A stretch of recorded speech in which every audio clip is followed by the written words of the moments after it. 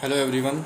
हमारा आज का टॉपिक है calculate the average value of alternating current. हमने बताना जो एवरेज वैल्यू है अल्टरनेटिंग करंट की कैसे हम कैलकुलेट करेंगे।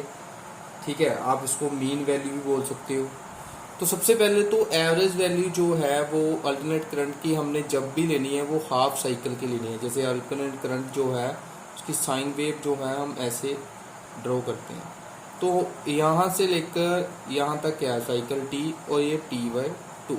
तो हमने T/2 तक इसकी एवरेज लेनी है। क्यों T/2 तक लेनी है? अगर आप फुल साइकिल के लिए लेंगे तो एवरेज तो जीरो आएगी, क्योंकि इस डायरेक्शन में करंट की डायरेक्शन जो है इस फेज में, ठीक है, जब ये वाली साइड है हाफ साइकिल में करंट की डायरेक्शन, ठीक है, और दूसरे हाफ साइकिल में करंट की डायरेक्शन जो है वो ऑपोजिट होती है। जिस वजह से अगर इन दोनों हाफ साइकिल की अगर आप इकट्ठे एवरेज निकालते हो 0 से T तक, तो ये कितनी आएगी? 0। इसलिए हमने सिर्फ ये वाले हाफ साइकिल की ही एवरेज निकालनी है। ठीक है, तो एवरेज कैसे आप निकालेंगे? सबसे पहले मैंने स्टार्टिंग में लिखा है average value of alternating current over any half cycle.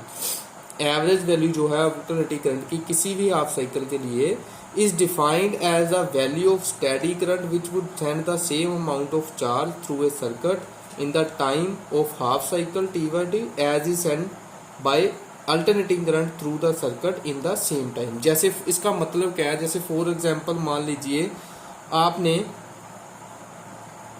एक स्टेडी करंट के साथ, मीन्स कि आपने एक स्टेडी करंट एक बैटरी लगाई, ठीक है, और इस कंडक्टर के ऊपर आपने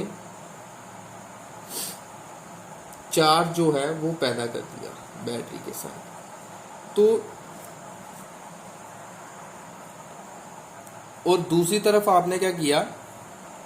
उतना ही चार्ज अल्टरनेटिंग करंट के सोर्स के साथ, अल्टरनेटिंग ईएमएफ के साथ यहाँ पर पैदा कर दिया। तो जितना चार्ज स्टेडी करंट ने यहाँ पर सेम उतना ही चार्ज अल्टरनेटिंग करंट ने भी वहाँ पर प्रोड्यूस कर दिया। तो जो स्टेडी करंट की वैल्यू होगी, जो हमारे पास स्टेडी करंट की वैल्यू है हाफ साइकिल में, ठीक है, एक हाफ साइकिल में आपने मान लीजिए जैसे अल्टरनेटिंग करंट पर यहाँ पर इतने यूनिट पॉजिटिव चार्ज जो है वो क्रिएट कर दिया, तो स्टेडी करंट में भी उस हाफ साइकिल में इतने यूनिट पॉजिटिव चार्ज जब क्रिएट कर दिया, तो उस टाइम पर जो स्टेडी करंट की वैल्यू होगी वही हम मानेंगे average value of alternating current के इक्वल। ठीक है, आपने अल्टरनेटिंग करंट का एक सोर्स लिया, उसके साथ एक कंडक्टर के ऊपर चार्ज जो है वो पैदा कर दिया, उतना ही चार्ज आपने स्टेडी करंट बैटरी के साथ वहां पर प्रोड्यूस किया, और जो वैल्यू है स्टेडी करंट की आपने निकाली, वही वैल्यू जो है एवरेज वैल्यू है अल्टरनेटिंग करंट की। ठीक है, अब सबसे पहले जो है आपके पास इसमें कैसे आप सोल्व करेंगे तो वो देखें। Let the alternating current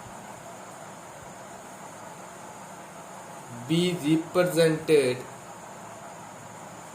by alternating current की इक्वेशन क्या है? I is equal to I naught sine omega T. ये हमारे पास क्या है? फर्स्ट इक्वेशन, ठीक है, अल्टरनेटिंग करंट की। अब नेक्स्ट देखो, if D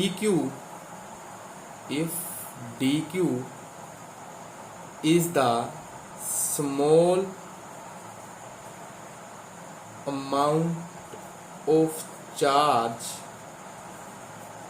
sent for time dt, अगर dq चार्ज जो है वो कंडक्टर में हम स्मॉल टाइम इंटरवल में सेंड करते हैं, तो वो किसके इक्वल होगा? dq हमारे पास इक्वल होता है dq is equal to I dt। ठीक है, ये कहाँ से आया? Current is equal to rate of change of rate of charge, तो इसको dq/dt लिखेंगे, तो ये इसको हम लिख सकते हैं dq is equal to I dt। ठीक है, तो अब अगर आप i की वैल्यू पुट करेंगे फ्रॉम इक्वेशन 1 से, ये आएगा I naught sine omega T dt। ठीक है, तो ये थे आपने स्मॉल चार्ज सेंड किया जो dt टाइम में। अगर आप टोटल चार्ज q सेंड करते हो, let q is the total charge sent by AC alternating current in first half cycle, अगर आपने फर्स्ट हाफ साइकिल में Q चार्ज सेंड किया तो आप डी इस इक्वेशन की इंटीग्रेट करेंगे, तो डी क्यू की इंटीग्रेशन क्या आएगी, क्यू, और इस साइड में इंटीग्रेशन करेंगे जब आप, तो ये किसके इक्वल, जीरो से लिमिट क्या होगी t/2, हाफ साइकिल में आपने इंटीग्रेट करना, तो ये आएगा I naught sine omega T D T. ठीक है, अब इसको इंटीग्रेट कैसे करना वो देखते हैं। तो आई नोट तो आपका आएगा बाहर, क्योंकि कांस्टेंट होगी इसकी वैल्यू जो है, पीक वैल्यू जो होती है करंट की, और साइन ओमेगा टी की जो इंटीग्रेशन है वो है minus cos omega T over omega, और लिमिट लोअर लिमिट और अपर लिमिट, इस साइड पर क्या था, क्यू।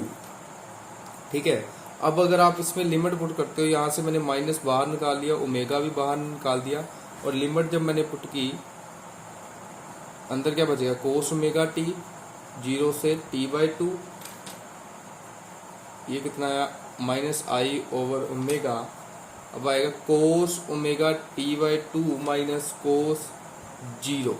ठीक है, तो अब ओमेगा t/2 जो है वो कैसे, आपके पास ओमेगा किसके होगा, 2 पाई/t, तो अगर आप यहाँ पर ओमेगा की जगह पर 2 पाई/t पुट करेंगे, और ये t के साथ t कैंसिल और 2 के साथ 2, तो कोस पाई बचेगा सिर्फ, और कोस पाई आपके पास कितना है, -1, और कोस जीरो 1, तो ये माइनस आएगा साथ में 1, और ये कितना आया, I naught over omega minus minus minus 2 into -2, तो ये किसके इक्वल आएगा, 2 आई नोट ओमेगा। ये हमारे पास चार्ज जो है, टोटल चार्ज की इक्वेशन है। ठीक है, इसके हमने मान लिया इसके इक्वेशन नंबर 2। ठीक है, अब नेक्स्ट देखिए, if I am represents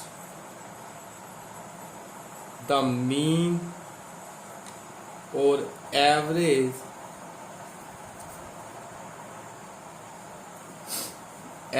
value of alternating current over the first half